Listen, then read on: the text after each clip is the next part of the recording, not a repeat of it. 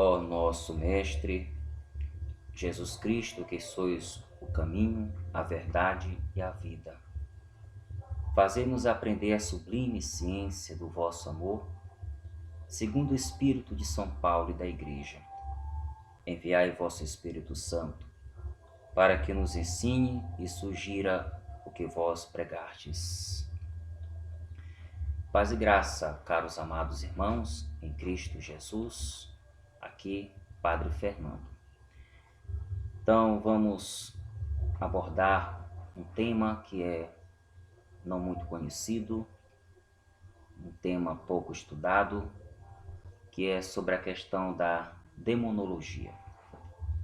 Então, vou apresentar ao longo de vários vídeos a minha conclusão de curso do meu trabalho do meu curso de teologia, que foi o trabalho que eu fiz monográfico sobre a demonologia no Antigo Testamento.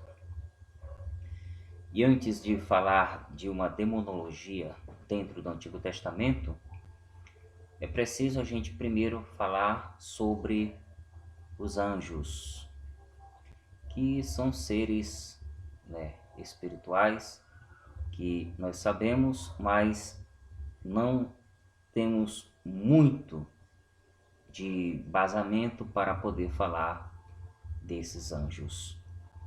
E tudo que nós sabemos sobre os anjos, no que diz respeito à nossa fé, sobretudo a nossa fé católica, está contido na Sagrada Escritura.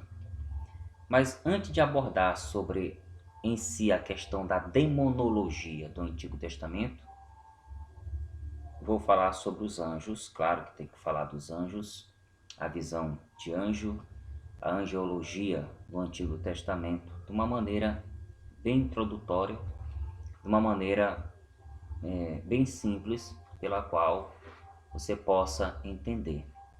Mas, antes de mencionar a Sagrada Escritura, que está rodeada desses seres, gostaria de ler para vocês e comentar aquilo que está lá no Catecismo da Igreja Católica, dos números 329 até o 330, tá? Quando o Catecismo da Igreja fala sobre os anjos, cita Santo Agostinho na questão de quem são os anjos. Então cita o pensamento de Santo Agostinho. Quem são os anjos? Então, Santo Agostinho diz que anjos são mensageiros. Isso no parágrafo 329. Anjos são mensageiros. É designação de encargo, não de natureza. Então, anjo é mensageiro, não é natureza, mas é um cargo, é uma função. Se perguntares pela designação da natureza, então é um espírito. Qual é a natureza? É um espírito, é um ser espiritual. Se perguntares pelo encargo, é um anjo. É espírito por aquilo que é, na sua essência, na sua natureza. É anjo por aquilo que faz. Então, pela função que desempenha, pelo cargo que vai desempenhar, pela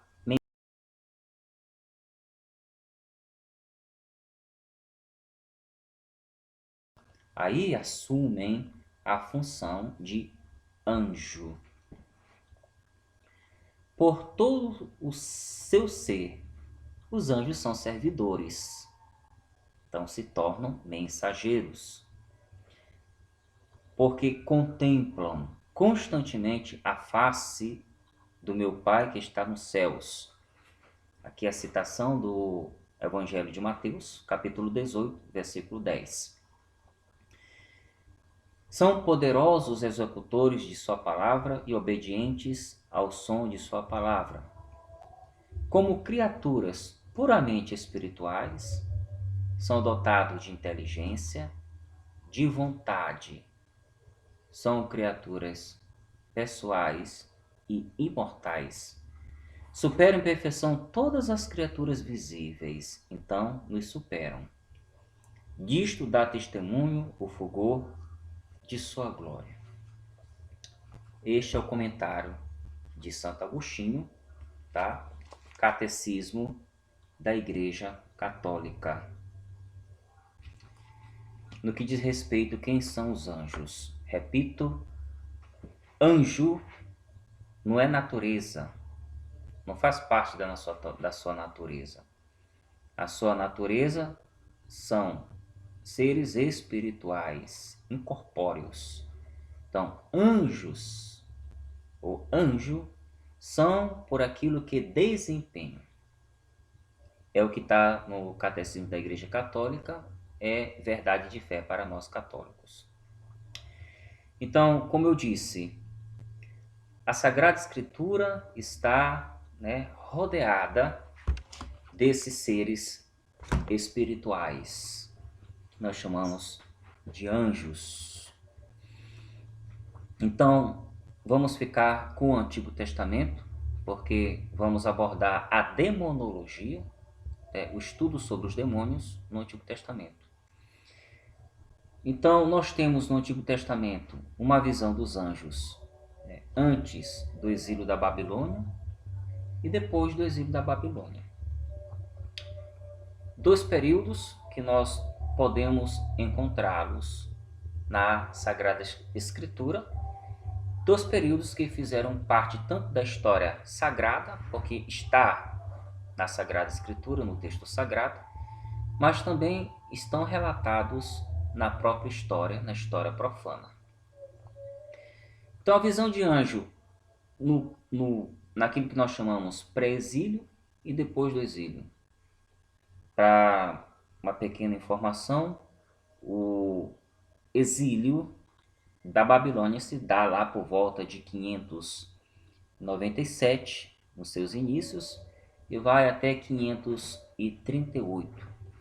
Foi quando Nabucodonosor domina, destrói, saqueia, deporta, aqueles, podemos dizer, judeus, hebreus, israelitas, judeus que viviam ali em Jerusalém, são deportados para a Babilônia, vão para o cativeiro e ali ficam 50 anos.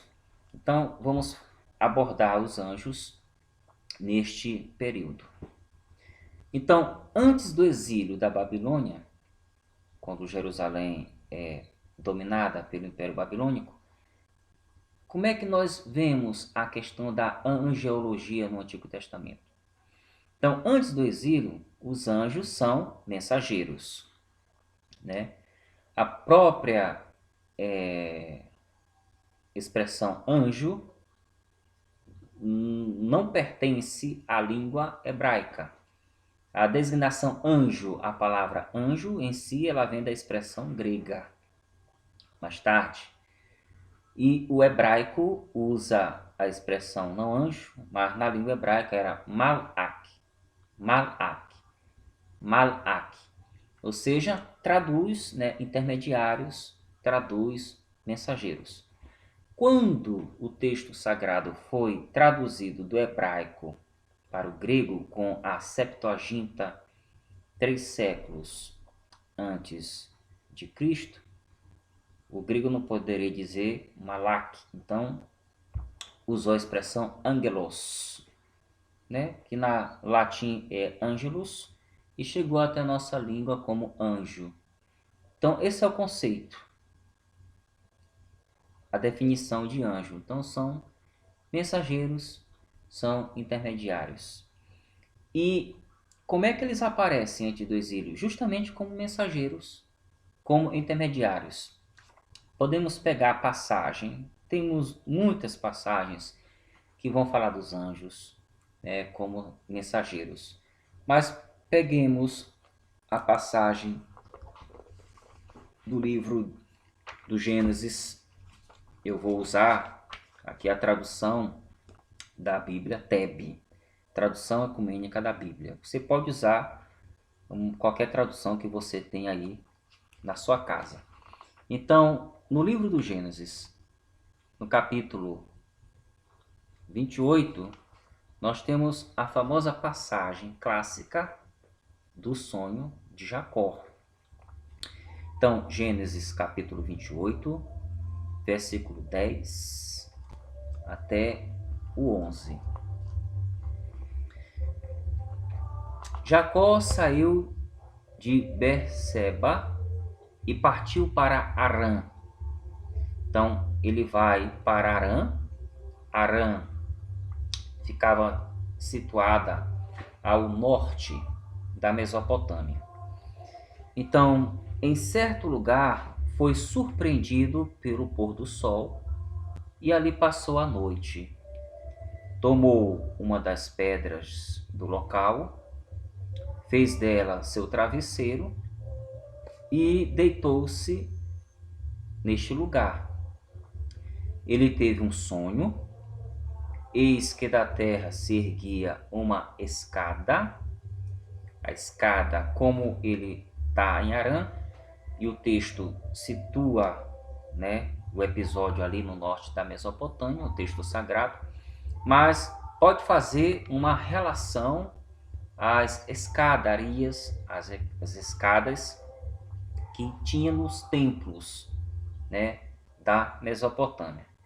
Claro que aqui no texto a escada ela quer dizer que há uma comunicação entre o céu e a terra, uma comunicação entre Deus e os homens, e cujo topo atingia o céu.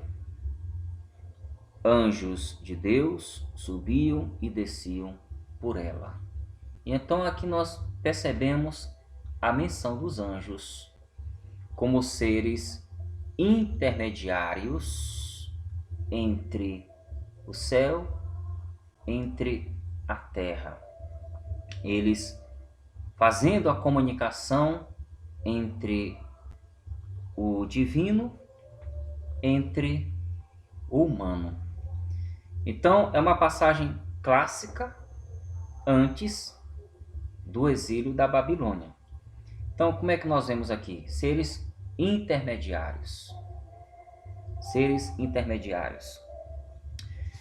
Uma outra passagem também no livro do Gênesis, vamos ver os anjos com outra característica. Por exemplo, o livro de Gênesis capítulo 18.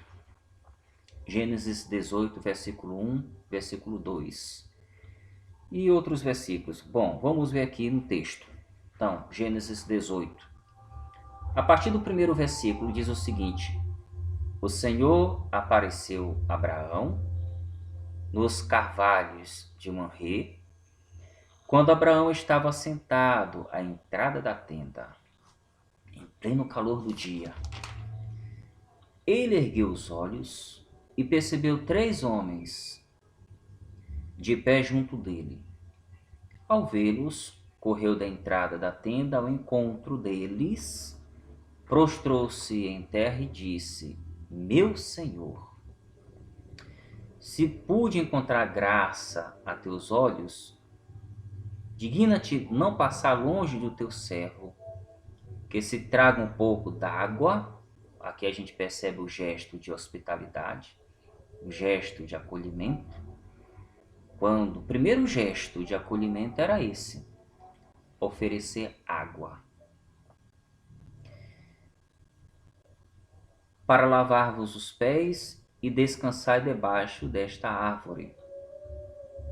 Então, são 3 homens, depois entra um em cena, lá no versículo 10, o Senhor retrucou: devo voltar na estação dos renovos, e eis que Sara, tua mulher, terá um filho. Aí o versículo 13, o Senhor disse a Abraão: por que Sara ri? E esta pergunta: poderia eu verdadeiramente dar à luz, eu que sou tão velha? lá no versículo 16, os homens se levantaram dali e dirigiram o olhar a Sodoma. E lá no capítulo 19, no primeiro versículo diz: os dois anjos chegaram de tarde a Sodoma quando Ló estava sentado à porta de Sodoma. Então, aqui é uma passagem do capítulo 18 que liga com o capítulo 19 e a gente percebe a descrição dos anjos com outra característica. Agora aqui aparece o anjo com característica humana, como homem, como varão. Ora, no texto aparece como 3 pessoas, depois como uma pessoa. Lá no capítulo 19 já são 2 pessoas. Então aqui a gente percebe que os 3 pelo texto, a gente vê e fica claro que é o Senhor, Adonai, mais 2. Por isso os 3 homens vão visitar Abraão.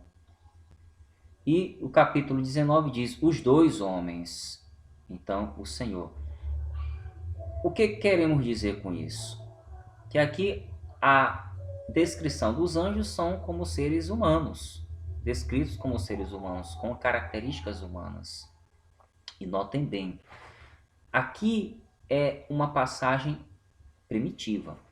Se trata de uma passagem arcaica, no que diz respeito à angelologia no Antigo Testamento. Então, por aqui a gente percebe que os anjos não têm asa. Da mesma forma como são descritos lá no capítulo 28, então tinha escada. Então, eles subiam e desciam. Mas como é que eles subiam e desciam? Pela escada, pelas escadarias.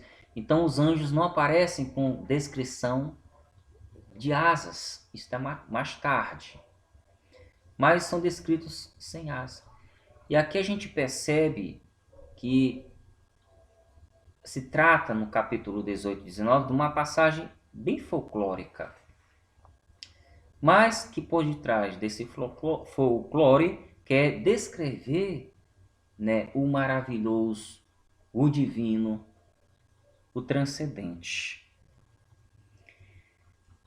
Uma outra passagem que também fala da visão dos anjos antes do exílio da Babilônia é o anjo ser chamado de anjo de Adonai, anjo de Javé, como a expressão o anjo exterminador. O livro de Samuel,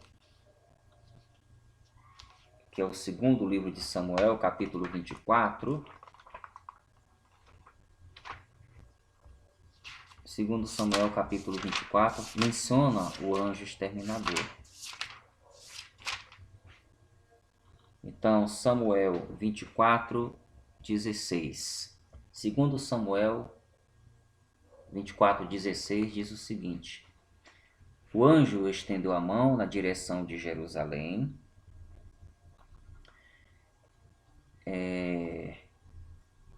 mas o Senhor renunciou a maltratá-la. Em outras traduções, diz que o Senhor se arrependeu. Então, o modo humano, característica humana, para falar de um ser divino, transcendente. Ou seja, a gente percebe aqui um antropomorfismo, né? Características humanas para falar de Deus.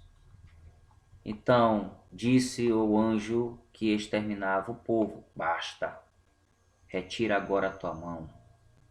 Ora, o anjo do Senhor estava junto à eira de Aravina, o Iezubita. Uma outra passagem, Gênesis 31, 11, 13. Gênesis 31. Vamos ver de que fala Gênesis 31, 11, 13. Vamos ver aqui.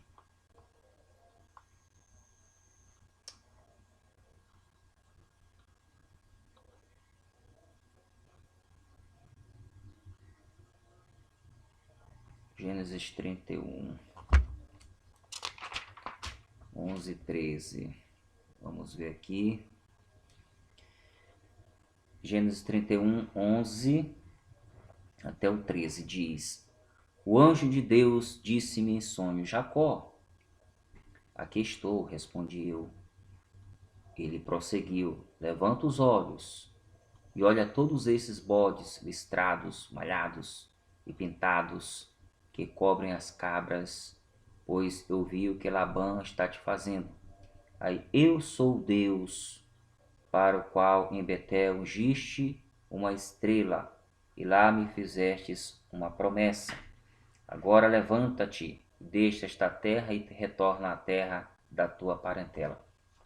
Então aqui a gente percebe que uma hora é o anjo, outra hora é Deus.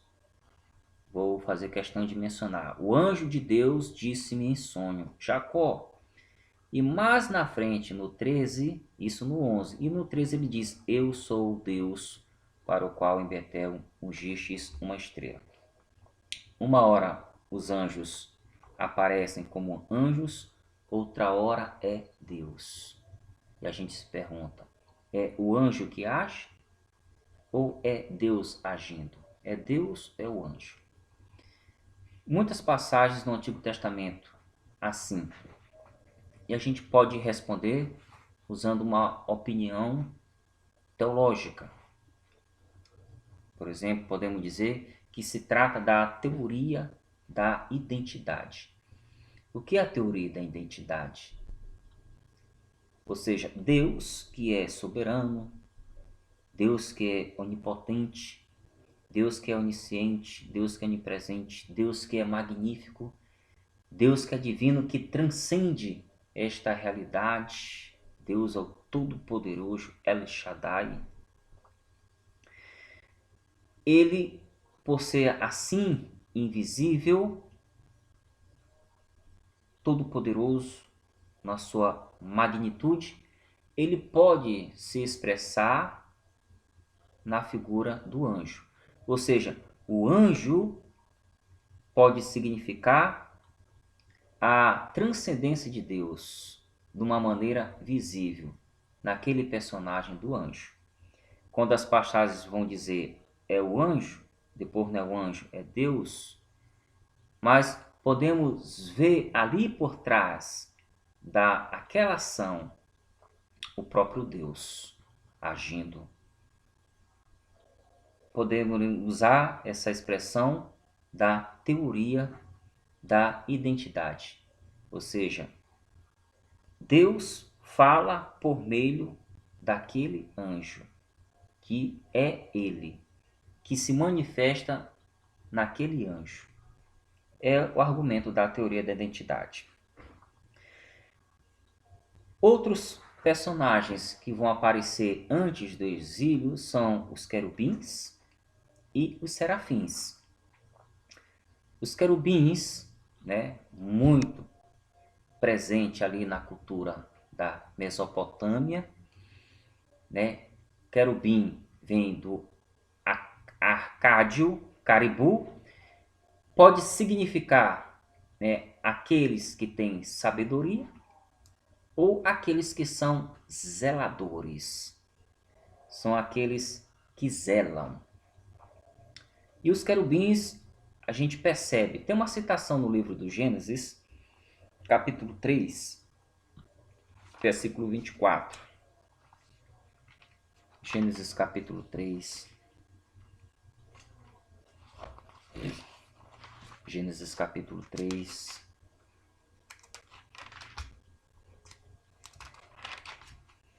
Versículo 24. Gênesis 3, 24.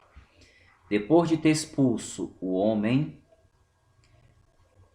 postou os querubins a oriente do jardim de Éden com a chama da espada, fulminante, para guardar o caminho da árvore da vida.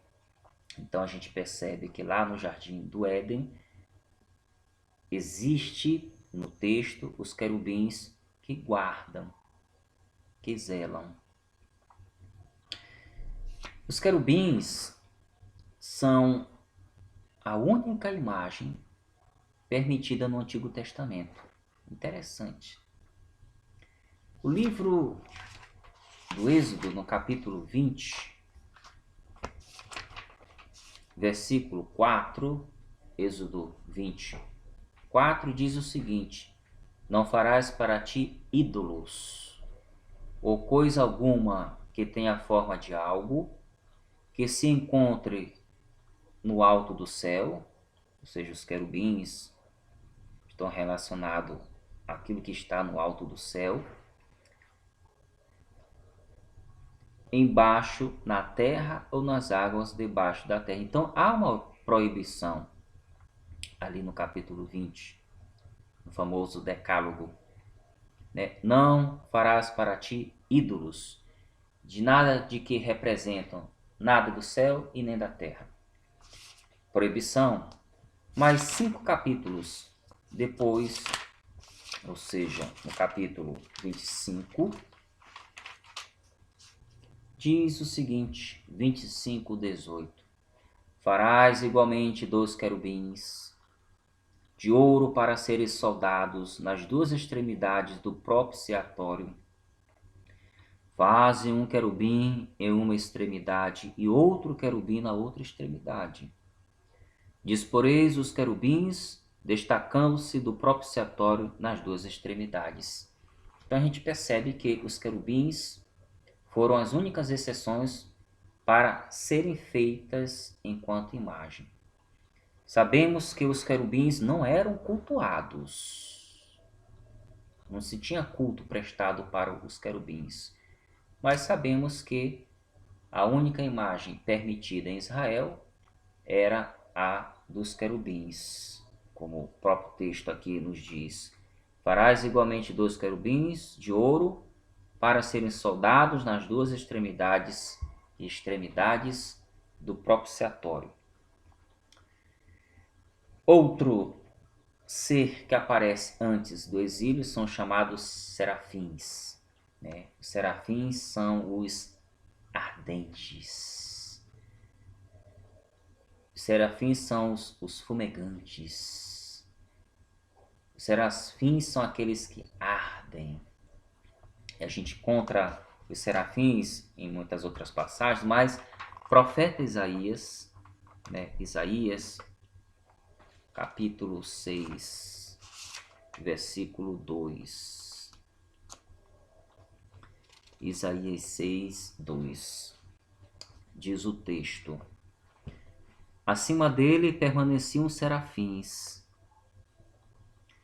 Cada um tinha 6 asas, 2 para cobrir o rosto, 2 para cobrir os pés e 2 para voar.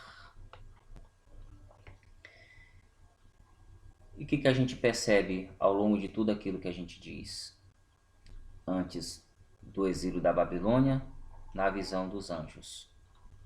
Os anjos são seres intermediários, assim aparecem, são mensageiros.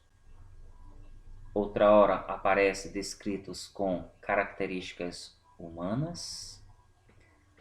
Uma outra hora é o anjo de Javé, é o anjo exterminador, como assim é descrito. Outra hora é o anjo, mas esse anjo se confunde com o próprio Deus, então é Deus ou é o anjo. E depois a figura dos querubins e a figura dos serafins. A visão do exílio da Babilônia, ou seja, depois do exílio da Babilônia, depois de 538, é justamente onde termina o exílio, então vamos para o pós-exílio. Aí a visão dos anjos, ela muda, ou seja, ela vai se desenvolvendo depois com as outras culturas que vão entrando na cultura de Israel e entre os próprios judeus, como a gente vai ver a cultura persa e a cultura grega, que são grandes culturas influenciadoras no mundo judaico. Então, esta aqui é a primeira parte e começa a partir daqui, falando sobre os anjos, para depois tocar na questão da demonologia a respeito de Satanás, a respeito do diabo, da serpente, de Lúcifer, enfim. Assim como eu iniciei com uma oração, vou terminar com uma oração também. Ó Jesus Divino Mestre, vós tendes palavras de vida eterna. Eu creio, ó Senhor, e verdade, mas aumentai a minha fé. Eu vos amo, ó Senhor, e caminho com todas as minhas forças, pois vós quereis que cumpramos fielmente os vossos mandamentos.